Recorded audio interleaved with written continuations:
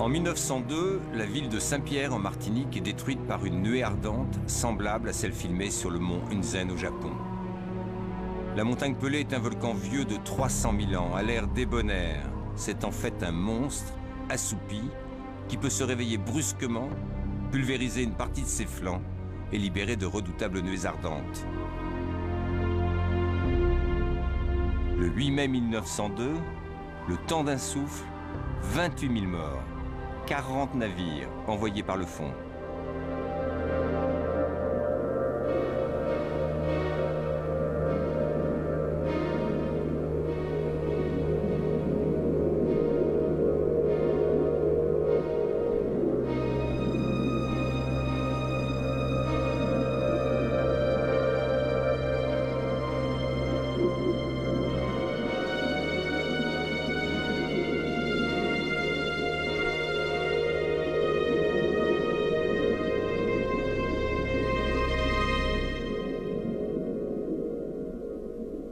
En 1902, Saint-Pierre est une grande et belle ville, une capitale culturelle où il fait bon vivre.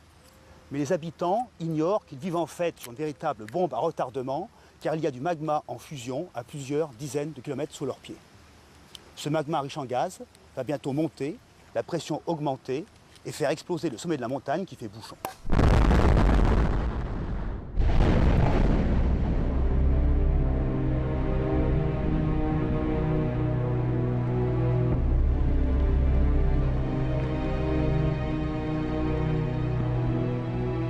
La famille de mon mari a perdu 40 membres de sa famille.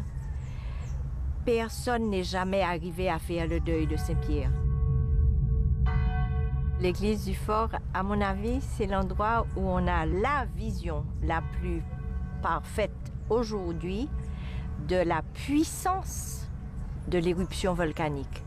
Quand on voit ces énormes morceaux de pierre, de murs qui ont été transportés à des mètres et des mètres de l'endroit où ils étaient posés, je trouve que c'est absolument hallucinant. C'est ici seulement qu'on a vraiment l'impression de la force du volcan. Saint-Pierre, la plus bizarre, la plus amusante et cependant la plus jolie de toutes les villes des Antilles françaises. Il y a là une population surprenante, fantastique, digne des mille et une nuits.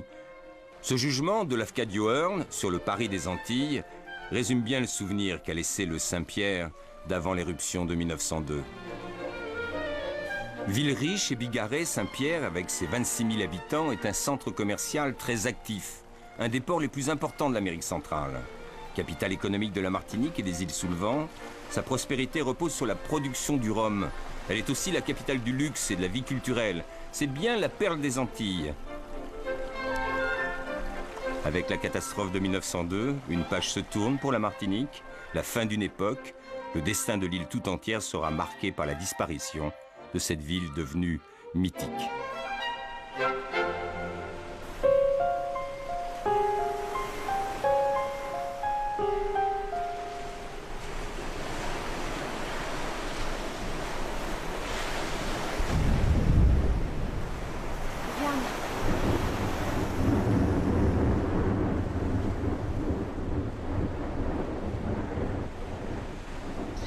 Émilie Dujon habite avec les parents de son mari la propriété de la Grande Case, à 10 km au nord de la ville, dans la commune du Prêcheur. Le vendredi 25 avril, j'ai entendu un bruit violent, étrange, accompagné d'une forte secousse. Je suis restée un moment interdite, le cœur battant, ne sachant pas si c'était un tremblement de terre qui venait de m'effrayer à ce point. Quelques jours auparavant, revenant à la Grande Case après une semaine d'absence, j'avais trouvé toute l'argenterie couverte de taches semblables à l'acier bleui. En 1851, une petite éruption avait eu lieu. Mais ce phénomène n'ayant été que passager, la population avait vite oublié son émoi. Je crois même que l'éruption de 1851 avait laissé au fond des esprits une impression de sécurité absolue plutôt qu'un sentiment de crainte.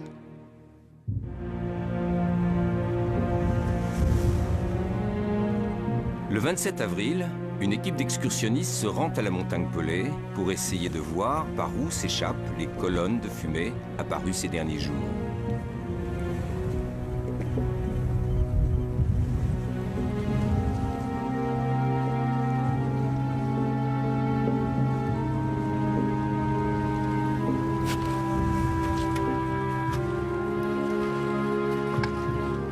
Ils font le récit de leurs observations dans le journal local Les Colonies. Quand nous nous trouvâmes au sommet de la Pelée, nous fûmes littéralement éblouis de surprise. Que l'on se représente une cuvette gigantesque, mesurant approximativement 800 mètres. Le lac sur lequel flottait de la cendre noire balayée par un vent intense présentait l'aspect d'une mer de plomb fondu ou de vif argent. Malgré tous nos efforts, nous n'avons pu approcher du cratère. À ce moment, chez les Pierrotins, c'est plutôt la curiosité qui domine. En témoigne cette lettre, parue dans le journal Les Antilles, du 30 avril. Quand nous entendions parler de l'éruption de 1851, nous eussions voulu y être. Nous n'espérions jamais voir un événement de ce genre. Aussi, quelle n'a pas été notre surprise quand on vint nous dire que la montagne Pelée fumait. Nous prîmes tout d'abord la chose pour un poisson d'avril. Nous garderons cette cendre vomie par la gueule de notre volcan comme une relique. Cette cendre est pour nous un poème.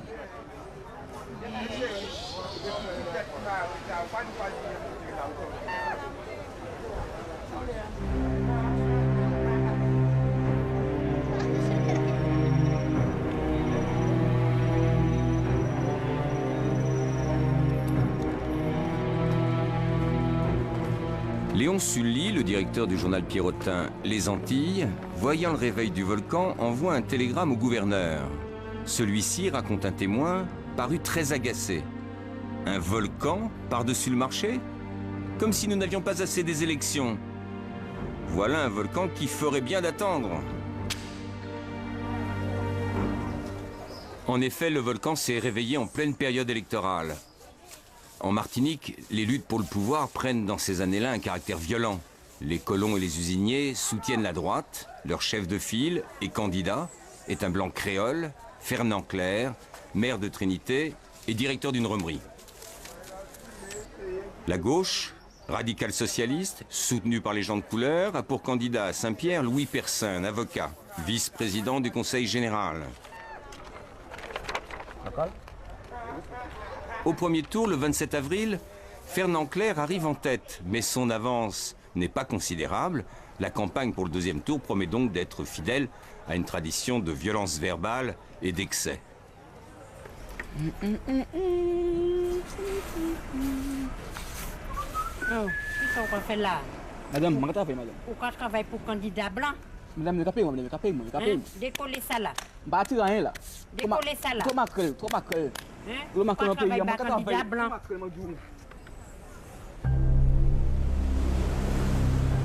À Saint-Pierre, on se préoccupait bien moins des troubles volcaniques que des élections. Dans l'après-midi, mon mari me proposa une promenade à cheval jusqu'à la rivière Blanche. J'avais très peur, mais j'acceptais quand même. D'abord, nos deux chevaux donnèrent quelques signes d'inquiétude. Leurs sabots s'enfonçaient dans la cendre. La mer, grise et terne, ajoutait une note lugubre à ce paysage de désolation. Pas un oiseau dans les arbres, partout un silence de mort.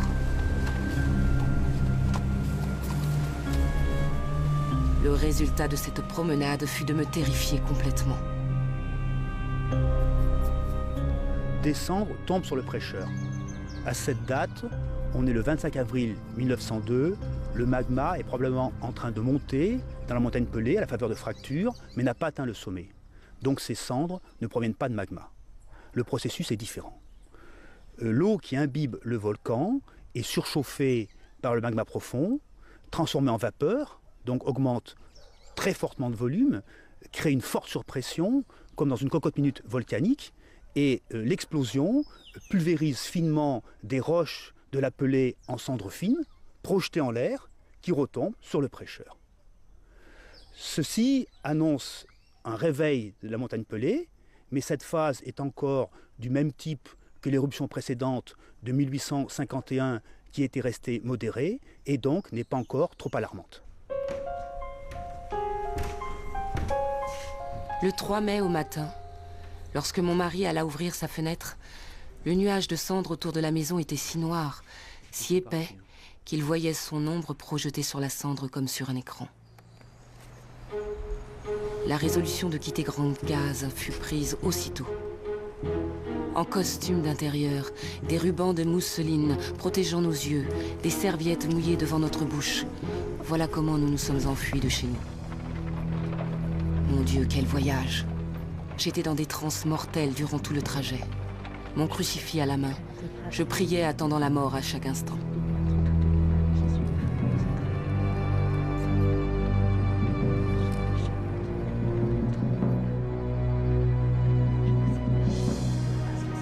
Enfin, nous voilà à Saint-Pierre.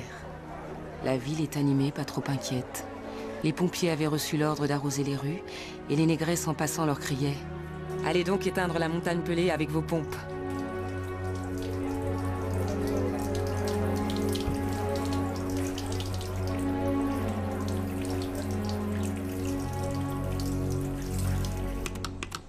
Un magistrat de Saint-Pierre, alarmé par l'épaisse couche de cendres qui envahit la ville, envoie un télégramme aux autorités de Fort-de-France.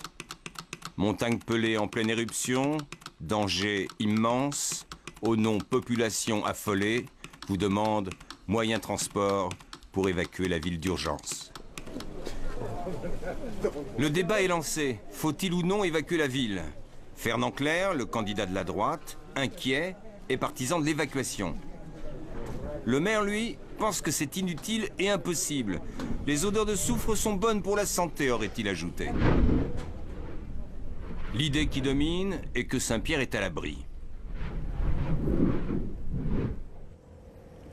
Les habitants se réfugient à Saint-Pierre car ils pensent qu'une grande ville avec beaucoup d'habitants, c'est plus sûr qu'une campagne où les gens sont isolés. Et en plus, les cendres ne retombaient que peu ou pas sur Saint-Pierre car elles étaient entraînées par les vents dominants sur le Prêcheur. Et ce que redoutaient le plus les habitants, c'était les coulées de lave, c'est-à-dire un liquide qui coule selon la plus grande pente, qui est canalisé par une vallée, et justement Saint-Pierre est séparé de la rivière Blanche par plusieurs vallées qui constituent autant de remparts et de protection. Mais ce qu'ils ignoraient, c'est qu'une nuit ardente, c'est un fluide, donc constitué d'un gaz brûlant et de blocs en suspension, qui peut surmonter, traverser les obstacles et même remonter à contre-pente. Donc pensant être à l'abri, ces pauvres gens allaient dramatiquement à leur perte.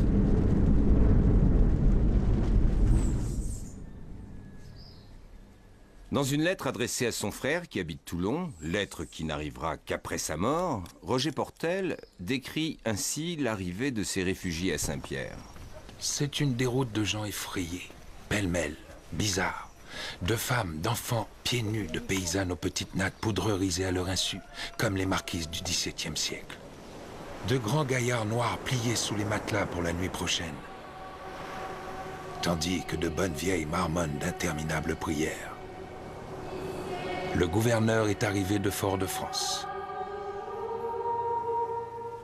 Je t'embrasse, mon très cher frère. Si je dois mourir, ne te désole pas trop.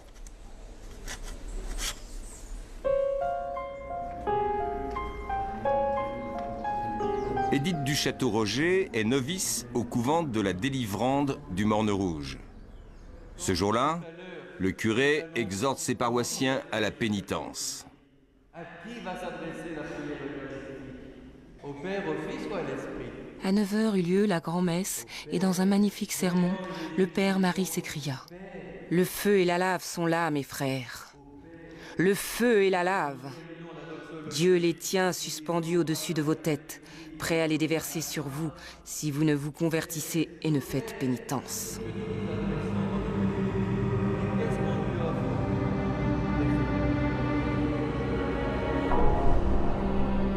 L'herbe disparaît sous la cendre. Monsieur Degène, professeur au lycée de Saint-Pierre, s'en inquiète. On craint pour la vie des bœufs qui sont élevés presque à l'état sauvage. Si la cendre tombe encore 2 jours, le moins que nous puissions avoir, c'est la peste, causée par la décomposition du corps de ces animaux.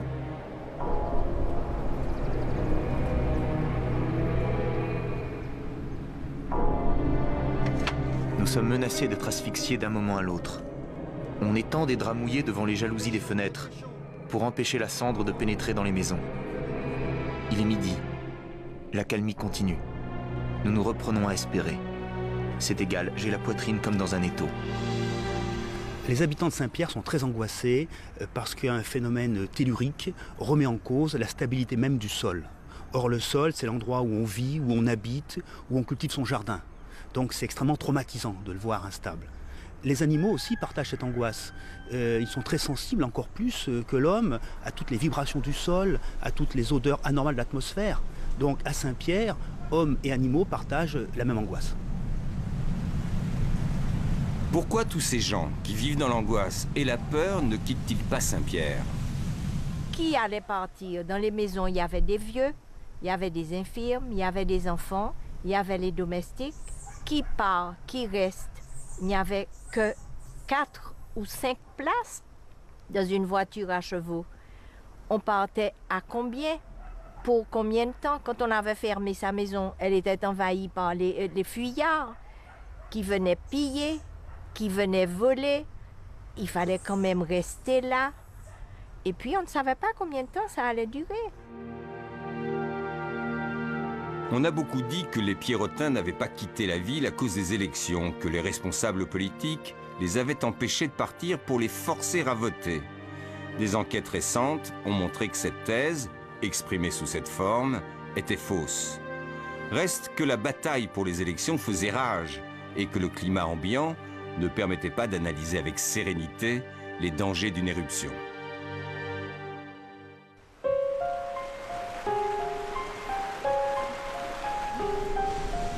Ce lundi, le volcan continue de cracher des cendres. Les rivières sont en crue. La rivière Blanche, entre Saint-Pierre et le Prêcheur, déborde et roule des eaux boueuses. La route entre les deux communes est coupée.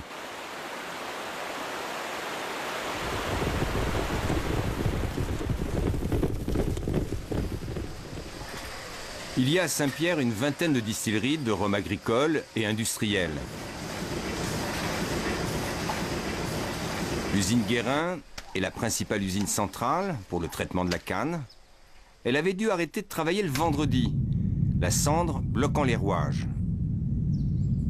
Un groupe de curieux est là, devant l'usine, observant la descente d'un formidable torrent de boue charriant des gros rochers.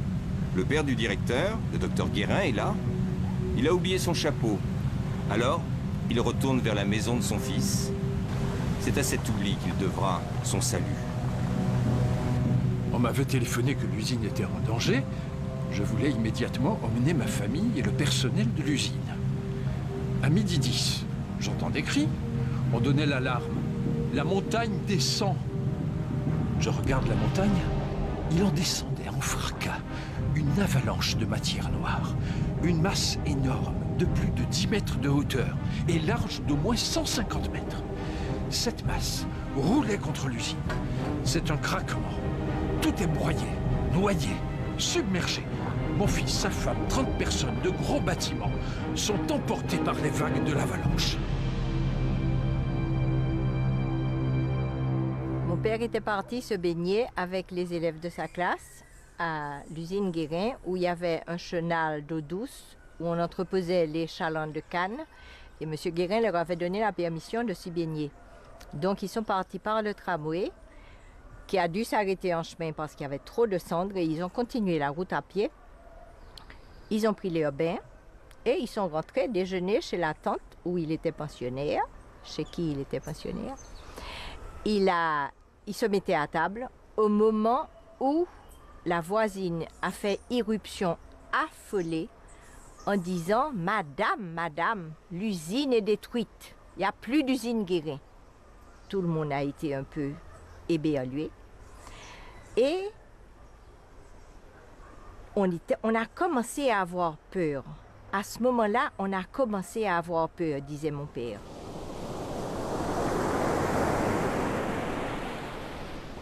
Ce 5 mai 1902, les gens n'ont pas rêvé. Ils ont effectivement assisté à un phénomène exceptionnel par son ampleur.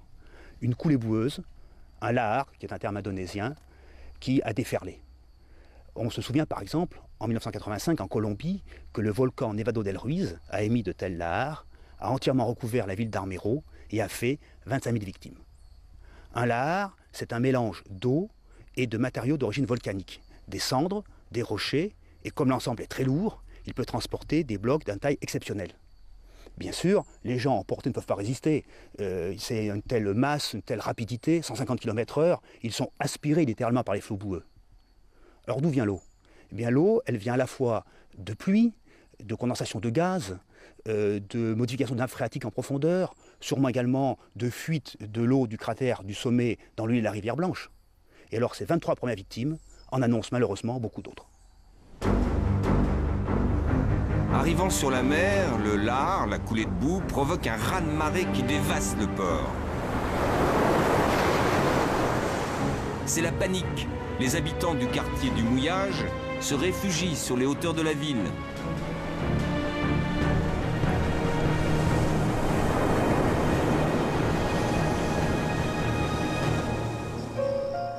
Saint-Pierre était très fier de son éclairage urbain à l'électricité, le premier installé dans la région.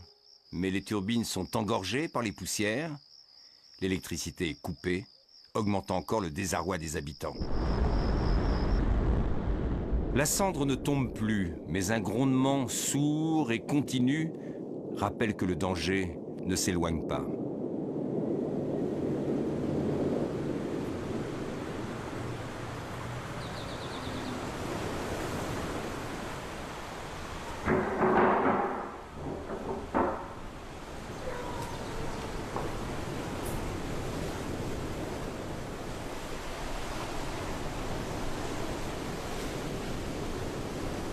Un siècle après la catastrophe, ma famille se considère comme rescapée de l'événement. En effet, ma mère avait 9 mois en mai 1902. Elle est née à Saint-Pierre. Son père était un riche négociant, un bijoutier, un blanc créole. Et ce bébé, qui se portait bien, pleurait beaucoup. D'où une gêne pour le papa et la maman, une gêne commerciale bien sûr. Si bien que la grand-mère de ma mère qui habitait le Saint-Esprit a été en quelque sorte obligée de venir. La grand-mère a pris le bateau pour repartir avec un bébé dans les bras. 2 jours après, c'était la catastrophe.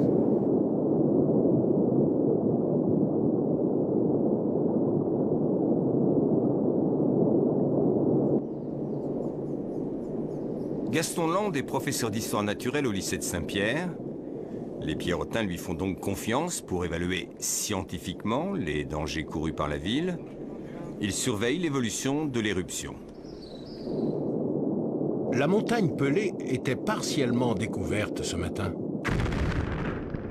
Nous avons vu rouler des blocs de lave incandescente sur le côté du petit bonhomme. Quelques instants après, chute de nouvelles laves et blocs énormes venant du Morne-la-Croix. Les rougeoiements observés dans le cratère à partir de Saint-Pierre tôt le matin du 6 mai correspondent bien à une arrivée du magma en surface sous la forme d'un dôme de lave visqueuse dans la caldeira de l'étang sec. Le panache éruptif est moins haut et certains pensent à une accalmie, voire à un déclin, mais ils ont tort, car ce panache est plus sombre, plus dense, plus chargé, ce qui est alarmant. En fait, c'est le moment clé. Avec cette arrivée de magma, la montagne Pelée entre dans une phase nouvelle, dangereuse, dramatique, irréversible, qui annonce les nuits ardentes pour bientôt. Avec les connaissances actuelles, en ce jour du 6 mai 1902, en admettant que l'évacuation n'ait pas été faite, mais en fait elle l'aurait été, il faudrait mettre les sirènes immédiatement en route, évacuer les gens et leur dire partez immédiatement avec une simple valise.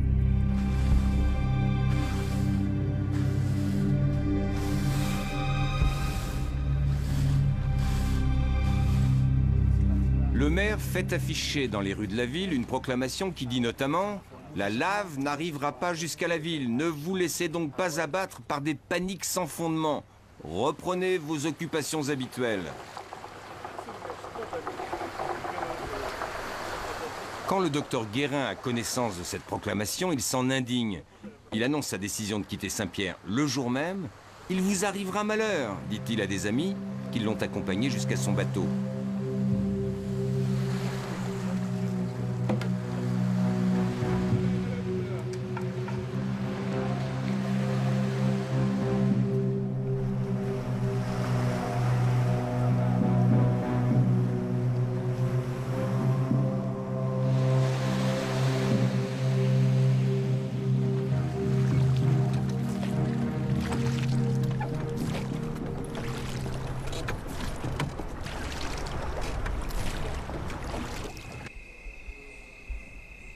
Dans l'article qu'il écrit pour le journal Les Colonies, Gaston Land tient compte du danger des fleuves de boue.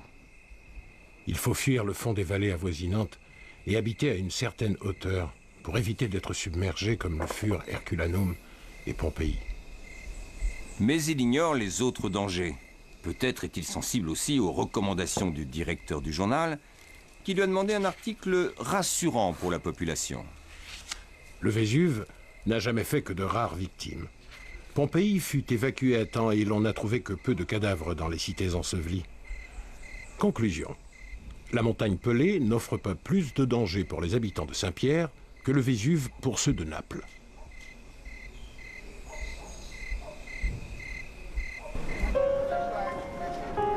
Le lendemain, le journal Les Colonies reprend l'article de Gaston Land en y ajoutant ses propres commentaires. L'émigration de Saint-Pierre continue à se faire de plus en plus intense, les vapeurs de la compagnie Girard ne désemplissent pas, la moyenne des voyageurs sur la ligne de Fort-de-France, qui était de 80 par jour, s'est élevée depuis 3 jours à 300. C'est une grossière erreur. Nous espérons que l'opinion formulée par M. Land dans l'interview que nous publions convaincra les plus peureux. Nous avouons ne rien comprendre à cette panique. Où peut-on être mieux qu'à Saint-Pierre?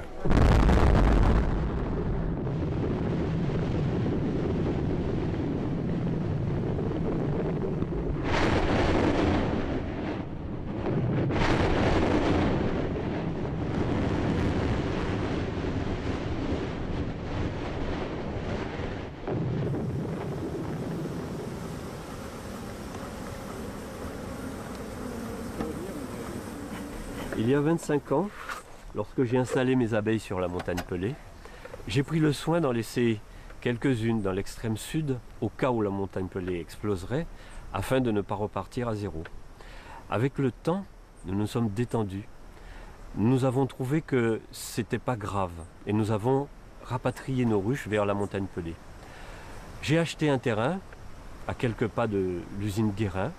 Et j'ai essayé de persuader mon vieux et sympathique vendeur de baisser son prix en lui disant que ce terrain était sous le feu direct de la montagne Pelée. Il aurait pu me dire qu'il a passé toute sa génération là, sans aucun risque, et que très probablement la mienne se passerait de la même façon, et que les prévisions scientifiques ne laissaient pas supposer une explosion imminente. Au lieu de cela, qu'il avait dans la tête, il a simplement fait ça. Il a levé les épaules. Et ce haussement d'épaule, je l'ai un petit peu acheté avec le terrain, je l'ai maintenant. Lorsqu'on parle de la Pelée, c'est ce que je fais. Et je pense que l'explosion n'est pas grave. Alors on peut me dire, qu'est-ce qu'il te faut de plus? 30 000 morts, est-ce que ça ne suffit pas comme ça? C'est pas ça la question. Je trouve que la tragédie, elle est dans notre sortie habituelle de la vie. Notre numéro n'est pas au point et nous finissons généralement pas brillamment. Et par conséquent, finir comme ça, d'un seul coup, transformé en cendres en quelques secondes, c'est pas plus mal.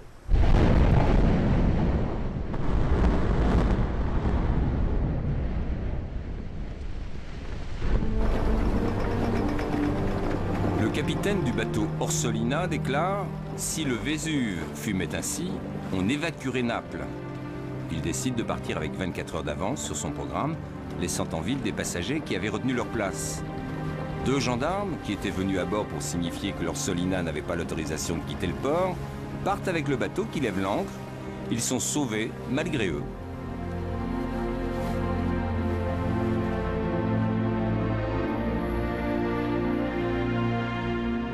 Tous les autres bateaux, sauf un, seront perdus. Une quarantaine d'épaves peuplent la baie de Saint-Pierre. Parmi elles, le Tamaya, un voilier armé par des marins bretons de l'île aux Moines. Raymond Créquer était mousse sur le Tamaya et son petit-neveu, le commandant Hervé Créquer, a plongé sur les épaves. Ici, c'était naturel que le fils d'une famille fasse marin. Ce qui est sans doute arrivé à Raymond Créquer, qui s'est retrouvé à la montagne Pelée sur le Tamaya, on lui a sans doute pas laissé le choix. Son père a dû lui dire « Je t'ai trouvé un embarquement comme mousse sur le Tamaya, bah, tu embarques maintenant ». Quand il est décédé, il avait 16 ans. Donc l'acte de décès de mon grand-oncle, il est daté de 1908, alors qu'il a été perdu en 1902. Même en sachant que le Tamaya avait sombré en face de Saint-Pierre. Mais le corps n'ayant pas été retrouvé, il y avait doute. Et plusieurs familles d'île aux Moines sont restées comme ça dans l'interrogation pendant plusieurs années. Quand on voit en plongée la salle des machines d'un navire, on pense aux gens qui travaillaient là-dedans et qui, au moment du naufrage, ont essayé de sortir. On se sont peut-être mis à courir dans les escaliers, n'ont pas eu le temps d'arriver sur le pont et sont morts dans cette salle de machines transformée à ce moment-là en cimetière. C'est une mort qui doit être plus dure qu'un naufrage habituel. Ça doit être une mort plus dure que mourir sur le pont. Mourir sur le pont, c'est mourir à l'air, mourir en contact avec la mer. Mourir dans une salle des machines, c'est mourir dans une boîte.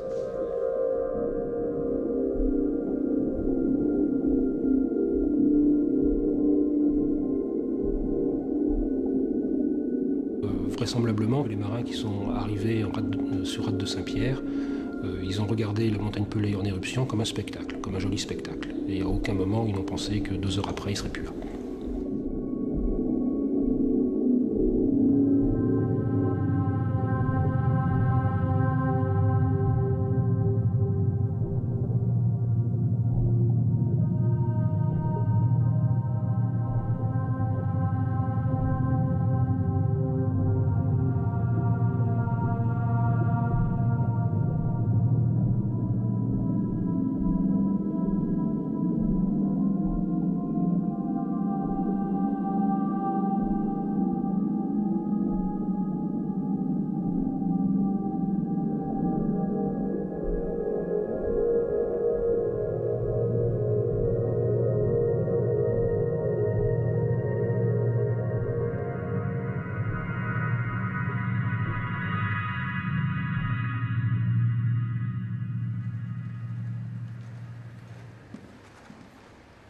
À 10 h du matin, ce 7 mai, veille de la catastrophe, le gouverneur nomme une commission chargée d'étudier les caractères de l'éruption volcanique de la montagne Pelée. Elle est composée de 2 officiers, d'un ingénieur des ponts et chaussées et de 2 professeurs de sciences naturelles du lycée de Saint-Pierre. Le gouverneur aurait demandé à cette commission de faire son travail scientifique, mais aussi de ne pas affoler inutilement la population. Sont choisies les personnes les plus compétentes sur place à l'époque. On connaissait très mal le volcanisme et encore moins les nuits ardentes. Il y avait eu certes l'éruption du Krakatoa en 1883, dramatique, mais seuls les scientifiques éminents en connaissaient les causes et les conséquences. Et donc la commission a dû faire pour le mieux possible, ou en tout cas pour le moins mal possible. La bonne foi n'est pas en cause car 4 des 5 membres de la commission sont morts par la nuit ardente. Et finalement, ils se sont trompés et on ne peut pas les en blâmer. Un magistrat, M. Sainte-Luce, constate un changement dans le comportement du volcan. Un peu avant midi, je regardais le volcan. Je vis ceci. Brusquement, la colonne de cendres et de vapeur qui avait baissé un court instant remonte plus haut que jamais. Aussitôt, une traînée de vapeur blanche se dirige dans la direction de Saint-Pierre. Puis elle bifurque brusquement vers la mer par la vallée de la rivière Blanche.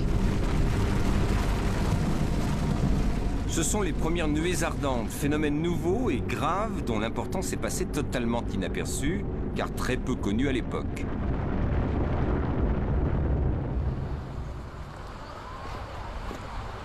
Georges Hébert est enseigne de vaisseau sur le bateau Le Suchet. À peine débarqué, je me rends compte qu'une grande tristesse règne dans la ville. On éprouve d'emblée un malaise angoissant. L'atmosphère est étouffante. Une cendre fine tombe et s'infiltre partout. Je vais tout droit au marché du fort où se trouve toujours un grand nombre de femmes. Je connais la sagacité, l'instinct quelque peu divinatoire de cette population féminine qui exerce tant d'influence dans la vie créole. Mais plus de rire, ni de propos joyeux. Partout où je m'adresse, ce sont les mêmes propos. Le volcan bout de plus en plus, il va nous tuer tous. J'apprends des choses troublantes. Les animaux qui le peuvent se sont déjà enfuis. Les bestiaux dans les prés clôturés meuglent sans discontinuer. On dit que le boa du jardin botanique a brisé sa cage et s'en est allé.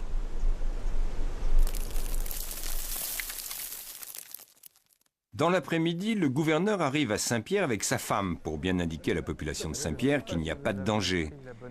Il réunit la commission scientifique qui rend public un communiqué qui conclut, une fois de plus après celui du maire, que la sécurité de Saint-Pierre reste entière. Gaston Land n'est sans doute pas d'accord avec ce texte. Le soir même, il envoie un télégramme à Fort-de-France pour manifester son inquiétude. Le lendemain, il se trouvera en bordure de la nuée ardente, atrocement brûlé. Il agonisera pendant 4 heures. La commission scientifique qui s'est rendue à Saint-Pierre rend publique ses conclusions. Celles-ci sont très discutables. Quand ils prétendent que tout est normal, c'est faux. Déjà, un dôme de magma est en train de croître dans le cratère.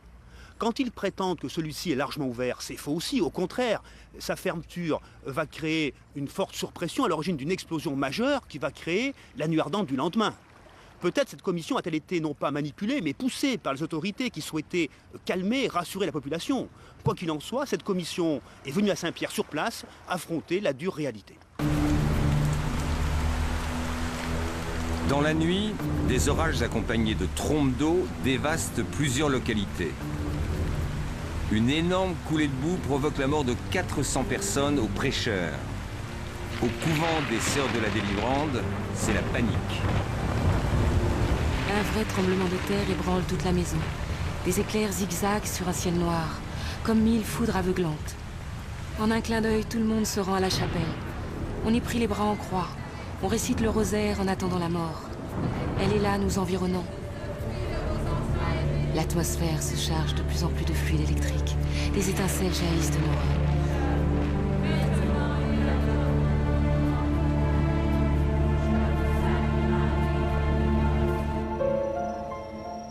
En ce matin de l'Ascension, l'air est pur et la cité a repris des couleurs. Pendant la nuit, un orage a nettoyé les toits et les pavés des rues. Tout semble annoncer une journée splendide. Les cloches de la cathédrale appellent les Pierrotins à la messe de ce jour de fête. Dépêchez-vous, dépêchez-vous. Fernand Clerc et sa famille décident, eux, de quitter Saint-Pierre. Ils partent à l'aube. Plus tard, il déclarera que les responsables auraient dû faire évacuer la ville. En tout cas, c'est ce que lui aurait fait. J'aurais fait pour les autres familles ce que j'ai fait pour la mienne. J'ai installé les miens en dehors de la zone en danger au Parnasse. Il fallait être fou pour rester en bas. Ceux qui prétendent qu'on ignorait absolument le danger jusqu'au dernier moment, ceux-là mentent. Théodore Célestin, photographe de Saint-Pierre, à qui l'on doit la dernière photographie de la ville avant sa destruction, s'est réfugié sur les hauteurs. À 7h30, je vois s'élever du volcan une colonne de vapeur, à la verticale et à une grande hauteur, dans un ciel bleu d'une pureté parfaite. L'aspect de la montagne change subitement. L'on dirait qu'elle est tout en mouvement. Des panaches de fumée s'élèvent dans les airs. Nous sommes perdus. C'est la montagne qui s'écroule. C'est une avalanche, un énorme rideau de fumée noire, illuminé par des milliers d'éclairs qui se précipitent vers nous.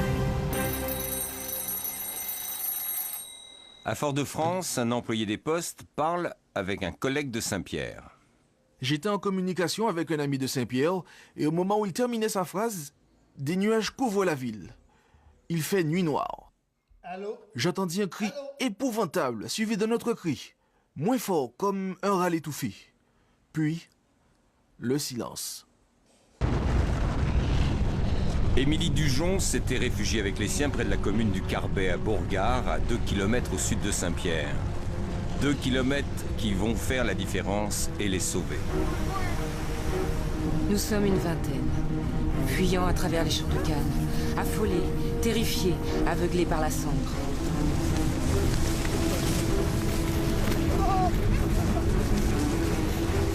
Une pluie de pierres, de boue tiède et fétide tombe sur nous. Haletant, livide, les vêtements et la figure noircis par la boue et la cendre, les pieds déchirés. Nous nous arrêtons dans la première maison que nous rencontrons. Sur la cité, la main de Dieu s'est appesantie.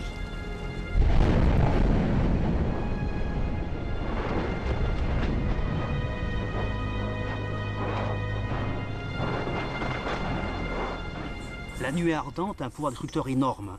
Il faut imaginer ces énormes quantités de gaz et de blocs qui dévalent les flancs du volcan et déferlent sur Saint-Pierre. Seuls quelques murs orientés dans le sens de l'écoulement de la nuée sont préservés. Les gaz de la nuée ardente, à plusieurs centaines de degrés, enflamment spontanément tous les matériaux combustibles, le bois et bien sûr les romeries. Se déclare alors un gigantesque incendie qui achève de brûler Saint-Pierre. La température est encore plus forte, jusqu'à 1000 degrés, et à ce moment-là, les métaux et les verres commencent à se ramollir. Les habitants de Saint-Pierre sont tués sur le coup, ils ont à peine le temps de se rendre compte de ce qui leur arrive, et ensuite leurs corps sont ensevelis ou bien calcinés par les températures infernales. De tous les navires dans la rade de Saint-Pierre, un seul parvient à quitter le port parce que ses moteurs sont encore sous pression. C'est le Rodam, commandé par le capitaine Freeman. Lorsque la colonne de feu s'abattit sur la cité, une immense clameur s'éleva. Cri de désespoir et d'angoisse qui semblait être la plainte suprême de l'agonie d'un peuple. Une foule nombreuse se précipita vers le rivage. Certaines arrivèrent jusque sur les bords de la mer, où ils pensaient trouver le salut. Mais les flots étaient devenus bouillants. Les pauvres victimes furent brûlées avant même d'être noyées.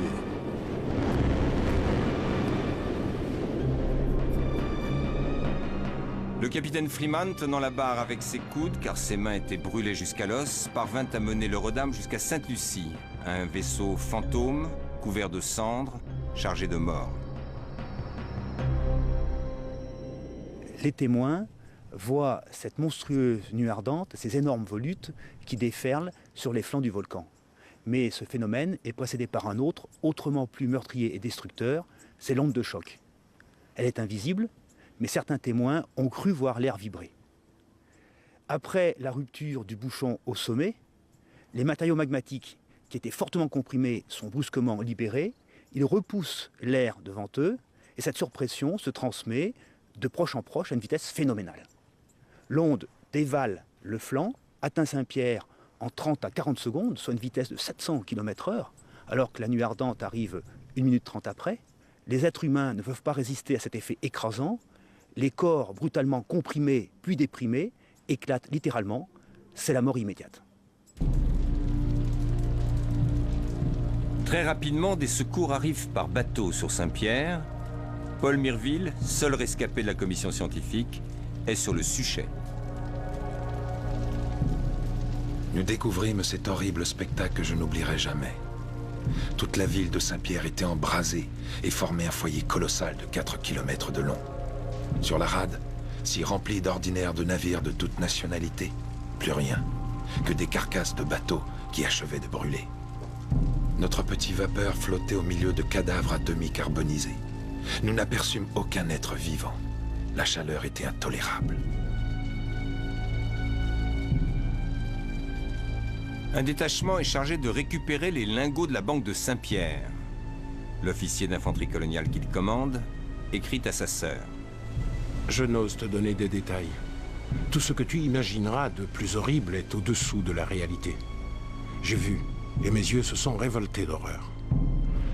Dans une maison, contre la porte gisent 9 cadavres, étendus dans des poses effrayantes. Leur tête à tous a éclaté. Dans une chaise est assis encore un vieillard qui, lui, me regarde d'un regard atroce. Il a le ventre ouvert. C'est affreux. Le docteur L'Herminier, des troupes coloniales, fait partie de ceux qui ont charge d'enterrer, ou plutôt d'incinérer les cadavres. Les cadavres du quartier du Mouillage sont méconnaissables. On ne peut voir s'ils sont de blanc ou de noir. Les sexes sont respectés. Beaucoup de femmes, celles que l'on devine jeunes, ont les seins intacts. Tous les cadavres sont nus, scalpés, épilés. Et chez beaucoup, l'abdomen a éclaté. Et les intestins saillent, non brûlés. En fait, suivant les quartiers, le drame s'est passé de manière différente. En bordure de la nuée ardente, les Pierrotins ont pu essayer d'échapper à la mort. Par contre, au centre de la nuée, il n'y a plus rien, même les cadavres ont complètement disparu.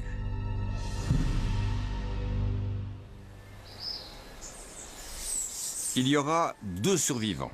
Un cordonnier, Léon Compère, protégé dans sa maison située dans le secteur le moins touché de la ville, et un prisonnier nommé Siparis, sauvé par l'épaisseur des murs du cachot où il avait été enfermé. il a raconté au père Marie comment il avait survécu. Il était 8 heures quand tout à coup, un bruit épouvantable se fit entendre. Tout le monde criait « Au secours, je brûle, je meurs !» Au bout de 5 minutes, personne ne criait plus, excepté moi.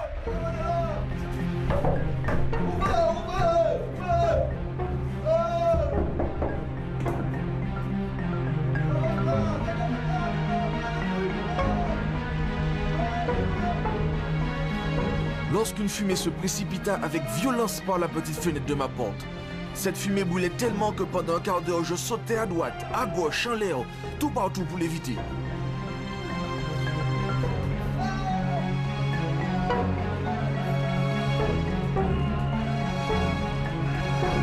Après un quart d'heure, c'est un silence affreux. C'est au bout de 4 jours et 3 nuits que 3 hommes du Morne Rouge qui passaient dans les parages entendirent ces plaintes. Siparis avait des vêtements intacts, mais il était gravement brûlé. Plus tard, il sera engagé par le cirque Barnum et exhibé comme le seul objet vivant ayant survécu à la cité silencieuse de la mort.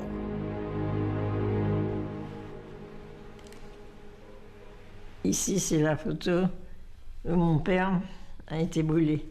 Il sortait de Saint-Pierre et il allait donner à manger et à boire à ses animaux qui étaient au Morne Rouge.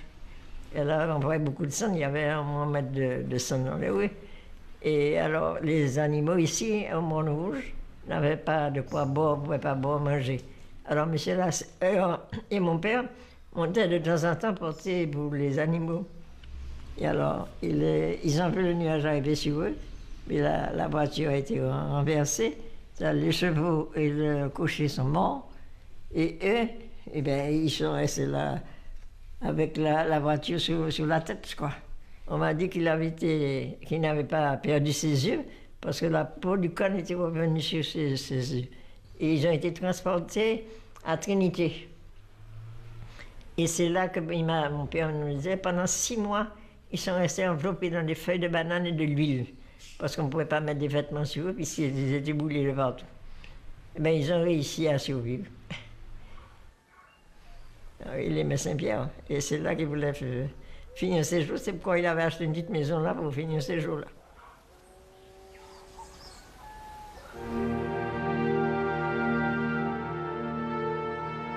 Après la catastrophe, un courant international de solidarité vient au secours des Martiniquais, mais c'est aussi le temps des questions sur les responsabilités.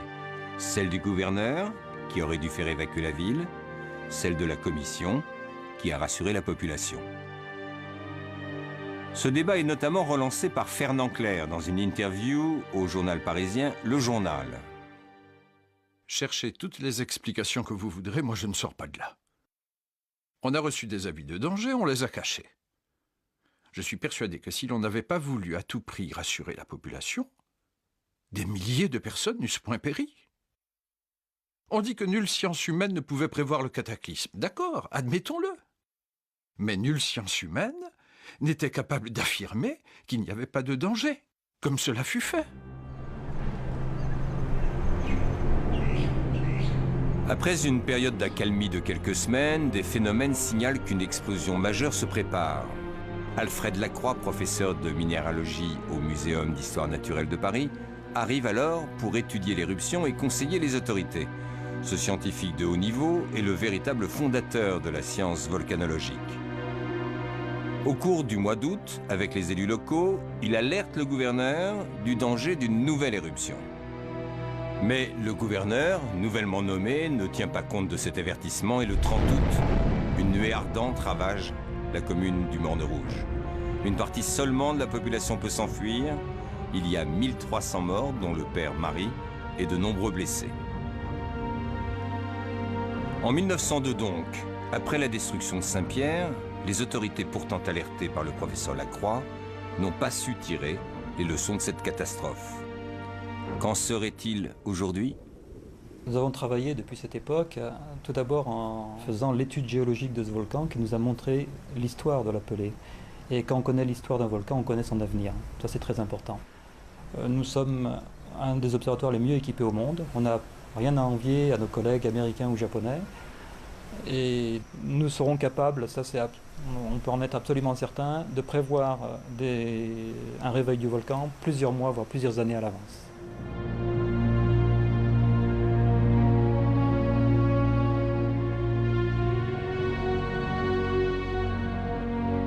La montagne Pelée, qui semble inerte lorsqu'on en fait l'ascension, est en fait terriblement vivante. Et ce, pour encore plusieurs centaines de milliers d'années. Elle va faire des centaines d'éruptions souvent dangereuses. Les habitants de Saint-Pierre ont aujourd'hui la chance d'habiter au pied d'un volcan parfaitement bien surveillé. Et le XXe siècle, qui a commencé par la tragédie que l'on connaît, s'est terminé par un succès pour la volcanologie. En effet, lorsque le volcan frère, voisin, semblable de la soufrière de Montserrat a fait une éruption, 8000 personnes ont été évacuées et sauvées. Mais les habitants de Saint-Pierre doivent savoir que tôt ou tard, eux ou leurs descendants auront évacué la ville qui sera rasée. Mais eux seront sauvés.